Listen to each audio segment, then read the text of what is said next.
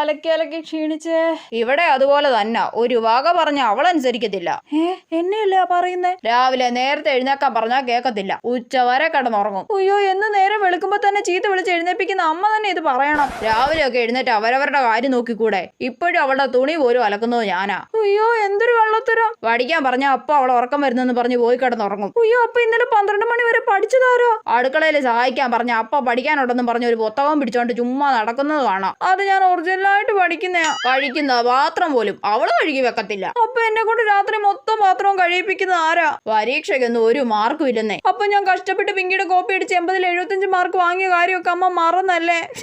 ഇപ്പൊ കിടന്നുറങ്ങുവങ്ങാണ്ട. ഞാനൊന്ന് പോയി വിളിച്ച് എഴുന്നേപ്പിക്കട്ടെ. അയ്യോ, അലക്കി ക്ഷീണിച്ചു വന്ന എന്നെ തന്നെ അമ്മ ഇങ്ങനെയൊക്കെ പറയണം. കൊച്ചേ, അലക്കി കഴിഞ്ഞോടി? ഇത്ര സമയം എന്നെ കുറ്റം പറഞ്ഞിട്ട് ചോദ്യം കേട്ടില്ലേ? കൊച്ചേ, വാ വന്ന് ചായ ഇട്ടേടി. അയ്യോ, എന്തൊരു അഭിനയം. ഇതെന്നെ നേരത്തെ കുറ്റം പറഞ്ഞ അമ്മ തന്നെയാണോ?